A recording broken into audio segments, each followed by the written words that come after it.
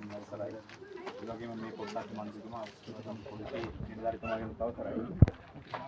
මේ කතා කරන්න ලොකු දේවල් නෑ. ඊයේත් අපි ඇවිල්ලා ගියානේ.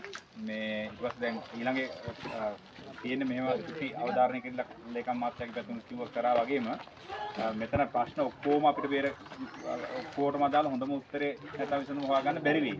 හැබැයි ඔයාලගේ පැත්තෙන් මේ මෙතෙන්ට දෙන්න පුළුවන් උපරිම සහයෝගය දෙන්න. ඒ වගේම තමයි රාජ්‍ය නිලධාරීන්ගේ පැත්තෙන් අතරම ගත්තොත් මේ සංවර්ධන නිලධාරීතුමා ඊට පස්සේ මේ ප්‍රාදේශීය ලේකම්තුමා රාජකාරියට එහා ගිහපු වැඩ කොටසක් මේ වෙනකොට කරමින් ඉන්නේ.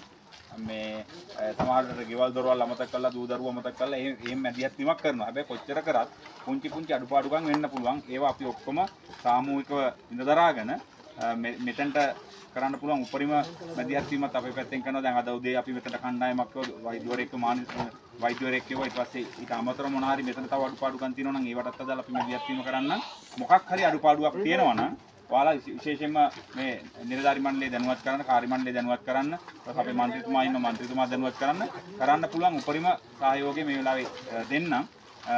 එහෙම කරන්න අදාළ මැදිහත් වීම කරන්න. ඊට පස්සේ දැන් මේ ප්‍රාදේශීය ලේකම්තුමාගේ පැත්තෙන් මේ වෙනපු කලාක ටික අර විදිහට තියාගන්න. ඔයාලා ආපහු නිවස වලට යනකොට ඒ ටික අපි ඔයාලට ලබා දෙන්න. පුංචි හරි ගැටලුවක් තිබුණොත් එහෙම ඒ ගැටලුව මතක් කරන්න. ඒකට අදාළ උත්තරේ අපි විසඳුම අපි පැත්තෙන් හදනවා. හරි මේ ටික භාගම ඉක්මනට